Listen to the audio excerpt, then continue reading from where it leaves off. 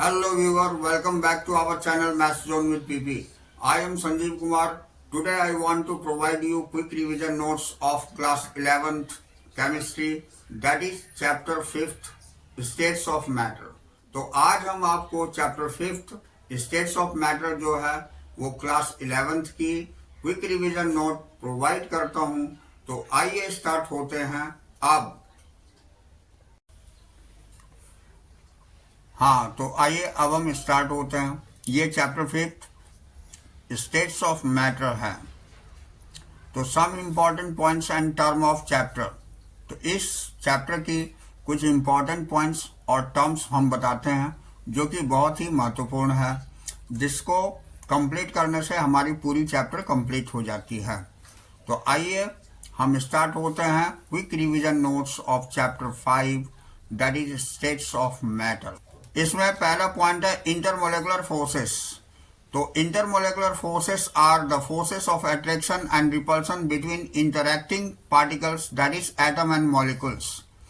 यानी intermolecular force हम attraction या रिपल्शन को कहते हैं जो कि किसी एटम और मॉलिक्यूल के बीच में होती है।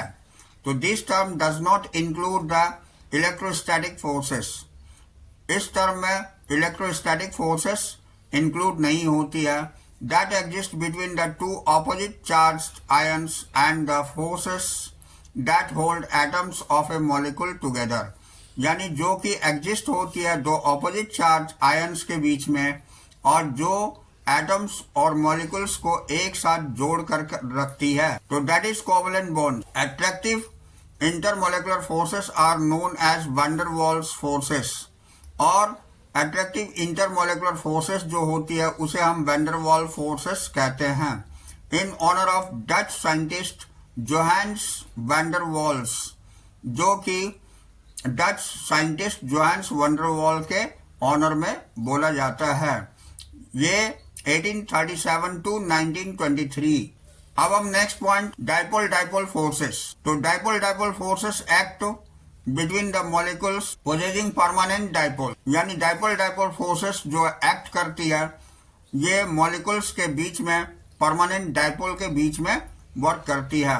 तो ends of the dipole poses partial charges. ये डाइपोल के एंड में पार्शियल चार्जेस होती है and these charges are known as Greek letter delta. और इस चार्जेस को हम डेल्टा से रिप्रेजेंट करते हैं।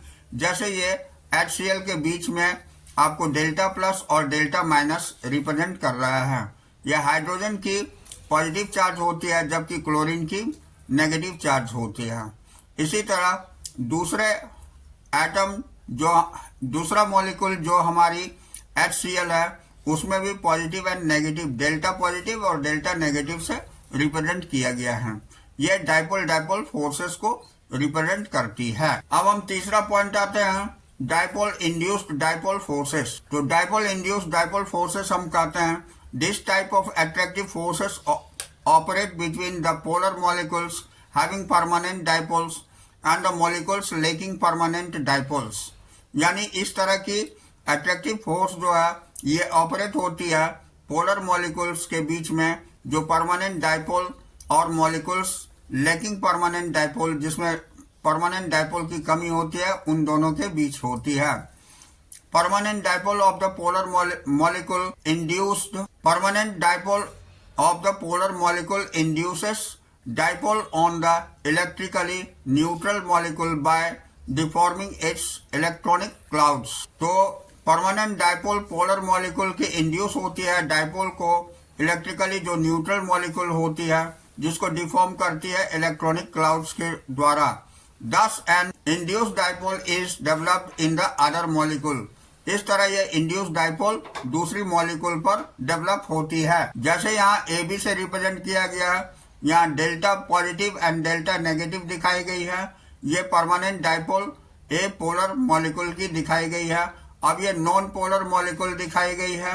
इसके बीच में जब परमानेंट डाइपोल एक पोलर मॉलिक्यूल की हो जाएगी AB के बीच में, वही सेम डेल्टा प्लस और डेल्टा माइनस से, तो ये induced dipole in a non polar molecule में भी डेल्टा प्लस और डेल्टा माइनस हो जाएगी। अब हम देखते हैं डिस्पर्सन फोर्सेस और लंडन फोर्सेस। यानी डिस्पर्सन फोर्सेस या लंदन फोर्सेस हम किसे कहते हैं। तो atoms and non polar molecules are electrically symmetrical and have no dipole moment because their electronic charge cloud is symmetrically distributed. कहने का मतलब हो गया कि एटम और नॉन पोलर मॉलिक्यूल जो होती है इलेक्ट्रिकली सिमेट्रिकल जो होती है, हैव नो डाइपोल मोमेंट, इसमें डाइपोल मोमेंट नहीं पाई जाती है क्योंकि इलेक्ट्रॉनिक चार्ज क्लाउड जो है ये सिमेट्रिकली डिस्ट्रीब्यूटेड होती है। बट ए डाइपोल में develop momentarily even in such atom and molecules. लेकिन डाइपोल जो है ये डेवलप करती है मोमेंटरीली प्राय सभी एटम और मॉलिक्यूल्स में। तो this can be understood as follows, जिसे हम नीचे समझ सकते हैं। Suppose we have two atoms A and B in the close vicinity of each other. यहाँ पर दो मॉलिक्यूल्स, दो एटम दिए गए हैं ए और बी, जो कि क्लोज विसिनिटी एक दूसरे के साथ शो करती है। फिगर 5.1 ए एनसीईआरटी पेज नंबर 133 में शो करी गई है। तो इट में B so happen that momentarily electronic charges distribution in one of the atom say A, जैसे कि momentarily electronic charge distribution मान लिए कि A पर होती है, becomes unsymmetrical। ये अगर unsymmetrical है, that is the charge cloud is more on the side than other, ये दूसरे साइड में ज्यादा हो जाएगी, जो कि figure 5.1 B and C NCERT page number 133 में ही शो करी गई है। अब this results in the development of instantaneous dipole on the atom A for the very short time. इसके कारण से डेवलपमेंट हो जाएगी बहुत ही जल्दी डाइपोल की एटम ए पर, जो बहुत ही कम समय में होगी। अब दिस इंस्टेनियस और transient dipole distorts the electrons density of the other atom B. और ये इंस्टेनियस और ट्रांसिएंट डाइपोल जो है ये डिस्टॉर्ट हो जाएगी इलेक्ट्रॉन डेंसिटी को दूसरे एटम बी पर, which is close to it, जो इसके नजदीक होती है। And as a consequence a dipole is induced in the atom B. और इस तरह से ये डाइपोल जो है इंड्यूस हो जाएगी एटम बी पर। The temporary dipole of atom A and B, ये टेम्पररी डाइपोल एटम ए और बी को अट्रैक्ट करेगी ईच अदर, एक दूसरे को। Similarly temporary dipole are induced in molecules also. इसी तरह टेम्पररी डाइपोल जो है इंड्यूस करती है मॉलिक्यूल को भी। This force of attraction was first proposed by the German physicist Fritz London. ये सबसे पहले इस फोर्स ऑफ अट्रैक्शन को प्रपोज किया था जर्मन फिजिसिस्ट फ्रिट्ज लंडन ने। And for the reason force of attraction between the two temporary dipole is known as London force. इसी कारण से इस फोर्स को हम लोग लंदन फोर्स के नाम से जानते हैं। Another name of the force is dispersion force. इसका दूसरा नाम डिस्पर्सन फोर्स भी है। अब हम नेक्स्ट पॉइंट देखते हैं, हाइड्रोजन बॉन्ड। तो hydrogen bond is represented by the dotted line, ये डॉटेड लाइन से रिप्रेजेंट होती है। While a solid line represents the covalent bond, जहां सॉलिड लाइन कोवेलेंट बॉन्ड को रिप्रेजेंट करती है। This hydrogen bond can be defined as the attractive force which bind hydrogen atom of one molecule with the electronegative atom, ये fluorine, oxygen and nitrogen. कहने का मतलब हो गया कि हाइड्रोजन बॉन्ड का अट्रैक्टिव फोर्स जो है ये हाइड्रोजन बॉन्ड को अदर मॉलिक्यूल इलेक्ट्रोनेगेटिव एटम के साथ दिखाते हैं हम, जहां फ्लोरीन, ऑक्सीजन और नाइट्रोजन के साथ another molecule. This is special case of dipole dipole interaction. ये स्पेशल केस होती है डाइपोल डाइपोल इंटरेक्शन की। अब हम नेक्स्ट पॉइंट बॉयल्स लॉ देखते हैं। तो बॉयल्स लॉ में प्रेशर वॉल्यूम रिलेशनशिप को शो करते हैं। At constant temperature the pressure of a fixed amount that is number of moles of a gas varies inversely with its volume. This is known as Boyle's law. तो यहाँ पर constant temperature पर pressure किसी fixed amount में जो number of moles होती है किसी गैस की, वो वेरीज इनवर्सली करती है इसकी वॉल्यूम की। इसी को हम बॉयल्स लॉ कहते हैं। That is P varies 1/V at constant T and V. T and V that means temperature and volume. That is P is equal to K1 1/V. तो PV is equal to K1, जहाँ PV is equal to K1 हो जाएगी और P1 V1 is equal to P2 V2 हो जाएगी। तो P1 V1 P1 upon V1 is equal to P2 upon V2 हो जाएगी। ये बॉयल्स लॉ को रिप्रेजेंट करती है। अब हम नेक्स्ट देखते हैं चार्ल्स लॉ। ये टेम्परेचर वॉल्यूम रिलेशनशिप इसके बीच में देखी जाती है। तो it states the pressure remaining constant, the volume of fixed mass of a gas is directly proportional to the absolute temperature, that is V directly proportional to T at constant pressure and volume. तो यहाँ V equal to K2 T हो जाती है, जहाँ V upon T equal to K2 हो जाती है। In this way V1 upon T1 is equal to V2 upon T2 हो जाती है। इसे हम चार्ल्स लॉ बोलते हैं। अब नेक्स्ट पॉइंट गे-लुसाक लॉ हम देखते हैं, जो प्रेशर टेम्परेचर रिलेशनशिप को शो करती है। It states that at constant volume pressure of a fixed amount of gas varies directly with the temperature. Mathematically, P directly proportional to T at constant volume and N, जहाँ N number of moles होती है। तो यहाँ P equal to K3T यानी P upon T equal to K3 होती है। ये गे-लुसाक law है। अब हम एवोगैड्रो लॉ देखते हैं, जिसमें वॉल्यूम अमाउंट रिलेशनशिप होती है। It states that equal volume of all gases under the same conditions of temperature and pressure contains equal number of molecules, that is V directly proportional to N, that is V equal to K4N होती है। Since volume of a gas is directly proportional to the number of moles, 1 mole of each gas is standard temperature and pressure STP will have same volume. तो standard temperature and pressure means 273.15 K, that is 0 degree C, temperature and 1 bar, that is exactly 10 to the power 5 Pascal's, ये pressure होती है। तो Avogadro law के अंतर्गत हमने देखा कि सभी गैस की वॉल्यूम जो है ये इक्वल होती है जब कंडीशन सेम कंडीशन पर, जहाँ टेम्परेचर प्रेशर इक्वल होती है नंबर ऑफ मोल्स के, जिसमें कि V directly proportional to N दिखाया गया, जहाँ की V इक्वल टू K4N के बराबर होती है।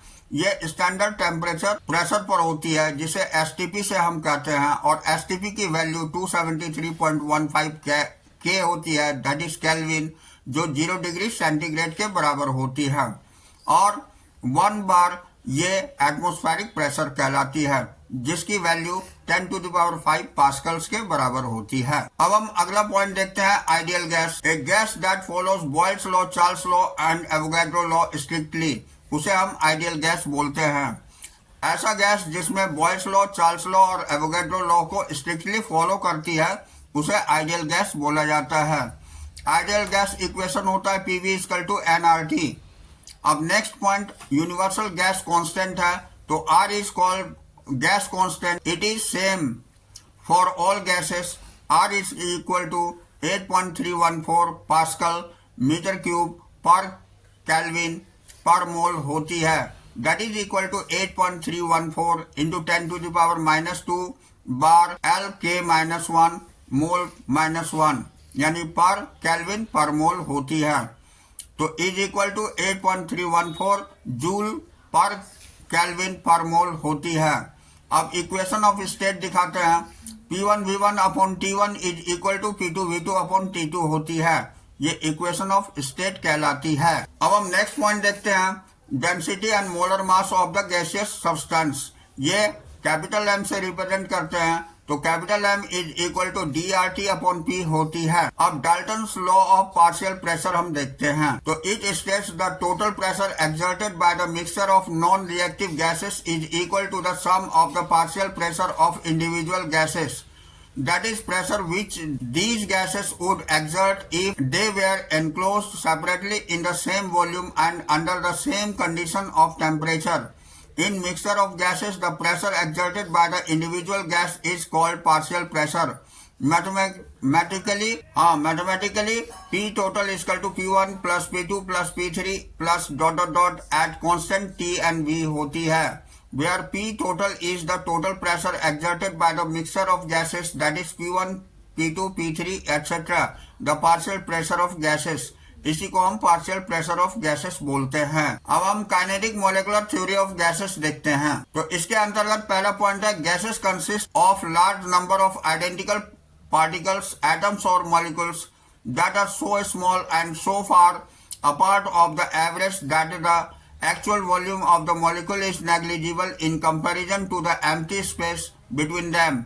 they are considered as a point masses. This assumption explains the great compressibility of gases. Explain the great compressibility of gases. कहने का मतलब हो गया कि गैसेस जो कंसिस्ट करती है large number of identical particles को, जो एटम और मॉलिक्यूल कहलाती है, वो बहुत ही स्मॉल होती है और far apart from the average, और एवरेज से काफी दूर होती है. That are the actual volume of the molecule. जो एक्चुअल वॉल्यूम मॉलिक्यूल की होती है वो नेग्लिजिबल होती है in comparison to empty space between them. जहां उसके बीच में खाली स्पेस होते हैं उसके कंपेरिजन में ये नेग्लिजिबल होती है. They are considered as point masses. इसको हम पॉइंट मासेस कंसीडर करते हैं. दिस एजम्पशन एक्सप्लेन, ये एजम्पशन एक्सप्लेन करती है ग्रेट कॉम्प्लेक्सिबिलिटी ऑफ गैसेस को, और इसे ही एक्सप्लेन किया जाता है ग्रेट कॉम्प्लेक्सिबिलिटी ऑफ गैसेस के रूप में. अब next point, there is no force of attraction between the particles of a gas at ordinary temperature and pressure. यानी कोई फोर्स ऑफ अट्रैक्शन पार्टिकल के बीच नहीं होती है एक ऑर्डिनरी टेम्परेचर और प्रेशर पर. The support for the assumptions comes from the fact that gases expand and occupy all the space available to them. इसी के सपोर्ट में हम ये assumptions कह सकते हैं कि कोई भी गैस एक्सपेंड करती है जो जहां ये ऑक्यूपाई करती है स्पेस को वहां. अब नेक्स्ट पार्टिकल हम देखते हैं. Next point, particles of a gas are always in constant and random motion. If the particles were to at rest and occupies fixed positions, then a gas would have had a fixed shape which is not observed. तो particle किसी gas की जो है हमेशा constant रहती है ये और रैंडम मोशन में होती है. अगर पार्टिकल को रेस्ट में देखा जाए तो ऑक्यूपाइड फिक्स्ड पोजीशन, तो इसकी फिक्स पोजीशन होगी. Then a gas would have the fixed shape. इस कारण से उसकी फिक्स शेप होगी जो कि नहीं देखा जाता है. अब next point, particles of a gas move in all possible direction in straight lines. Particle जो गैस की होती है ये सभी पॉसिबल डायरेक्शन में मूव करती है स्ट्रेट लाइन में ड्यूरिंग देयर रैंडम मोशन. इसकी रैंडम मोशन के दरमियान. They collide with each other. आपस में ये टकराते भी है with the wall of container. ये वॉल ऑफ कंटेनर के साथ. Pressure is exerted by the gas. Gas के कारण प्रेशर एक्सर्ट होती है. As a result collision of particles with the walls of the container. इस कारण से कोलिजन होती है पार्टिकल की वॉल ऑफ कंटेनर से, उसी से प्रेशर एक्सर्ट होती है. अब हम नेक्स्ट पॉइंट देखते हैं. तो collision of gas molecules are perfectly elastic. Collision gas molecules की परफेक्टली इलास्टिक होती है. This means that total energy of molecules before and after the collision remain same. इसका कहने का मतलब हो गया कि टोटल एनर्जी मॉलिक्यूल की आफ्टर कोलिजन और बिफोर कोलिजन सेम रहती है. Next point, behaviour of real gases that is deviation from ideal gases. Real gases shows deviations from ideal gases law. पहला है pressure corrections. Pressure exerted by the gas is lower than the pressure exerted by the ideal gas. यानी pressure exerted जो होती है lower gas की वो lower होती है प्रेशर एक्सर्टेड आइडियल गैस से. यानी pressure ideal is equal to pressure real plus a n square upon V square. यही एक्स्ट्रा होती है. ऑब्जर्व प्रेशर और ये करेक्शन टर्म दिखाई गई है. Here it is a constant. यहाँ पर ये कांस्टेंट है. अब volume corrections V minus NB, where NB is the approximate and total volume occupied by the molecule themselves. Here B is the constant. यहाँ NB जो है approximate total volume occupied होती है molecule के द्वारा, जो जहाँ की B constant होती है. अब हम वंडरवॉल्स इक्वेशन देखते हैं. तो van der Waals equation P plus a n square upon V square into V minus n b हो जाती है. That is equal to nRT होती है. Constant A and B are called van der Waals constant. यहाँ कांस्टेंट जो A और B के रूप में दिए हुए हैं यही वंडरवॉल कांस्टेंट कहलाती है. अब हम नेक्स्ट पॉइंट देखते हैं, सिग्निफिकेंस ऑफ वंडरवॉल पैरामीटर. तो van der Waals parameter is a measure of intermolecular forces while B is the measure of effective size of gaseous molecules unit of a bar per liter cube per mole square. Unit of B is equal to litre per मोल. यानी वैंडरवाल parameter जो है ये major करती है intermolecular forces को, while B is measure of effective size of gaseous molecule, जहां B major होती है effective size of gaseous molecule की. अब यूनिट इसकी होती है बार L क्यूब. या पर मोल स्क्वायर यानी unit of b equal to litre per mole होती है। The deviation of ideal behaviour can be measured in the term of compressibility factor Z.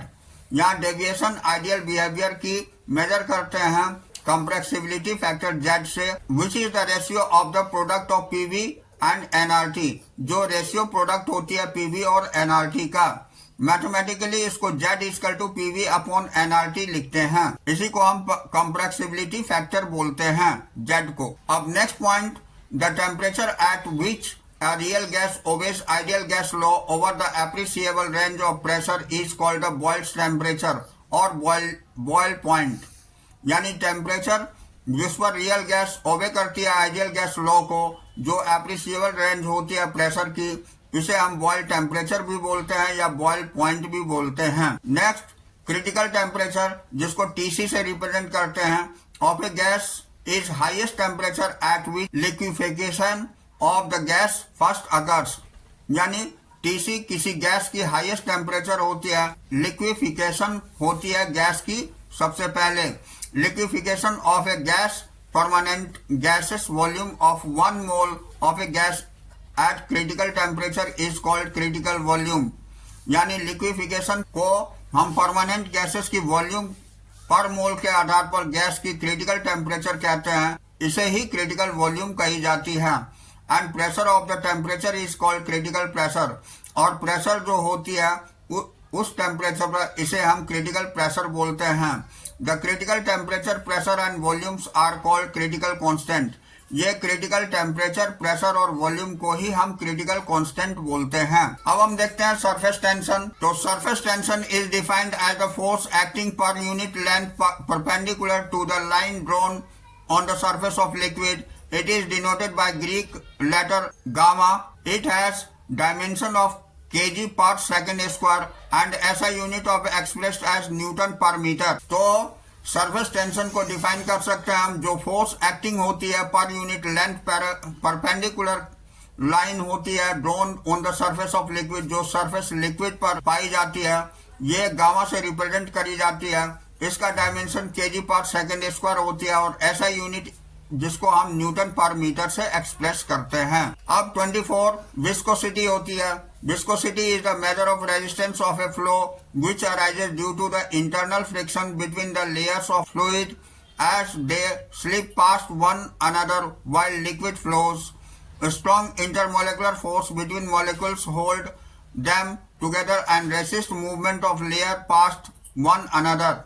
कहने का मतलब हो गया कि विस्कोसिटी उस मेजरमेंट को कहते हैं जो रेजिस्टेंस ऑफ फ्लो को शो करती है। ये अराइज होती है इंटरनल फ्रिक्शन के कारण लेयर के बीच में, फ्लूइड के लेयर के बीच में, जो स्लिप करती है पास्ट और अनदर दूसरी लिक्विड फ्लो को। और स्ट्रॉन्ग इंटरमोलिकुलर फोर्स होती है इन मॉलिक्यूल्स के बीच में जो रेसिस्ट करते हैं मूवमेंट ऑफ लेयर को पास्ट और अनदर को। अब greater the viscosity the more slowly the liquid flow. जहाँ विस्कोसिटी ज्यादा होगी लिक्विड की फ्लो स्लोली होगी। अब यहाँ viscosity of liquid decreases the temperature rises because at high temperature molecule have high kinetic energy and can overcome the intermolecular force to slip past and another between the layer। यानी viscosity किसी liquid की decrease होगी जिस temperature rise पर उसे high temperature molecule कहेंगे, और high kinetic energy overcome होगी इंटरमोलिकुलर फोर्स के द्वारा जो स्लिप करेगी पास्ट और अनदर बिटवीन द लेयर के बीच में। अब हम विस्कोसिटी कोफिशिएंट देखते हैं। तो viscosity coefficient is the force when velocity gradient is unity and the area of constant contact is unit area, then n is measured as the viscosity। n measure of viscosity, यहाँ n जो है measure होती है viscosity को करते हैं। अब ऐसा unit of viscosity coefficient is 1 Newton second per square meter, यानी न्यूटन सेकंड पर मीटर स्क्वायर, पास्कल सेकंड भी इसे हम बोलते हैं, जो कि इक्वल होती है 1 kg पर मीटर पर सेकेंड के बराबर होती है। तो इसे हम विस्कोसिटी कोफिशिएंट बोलते हैं। तो that's all this chapter. We will meet again on the next class.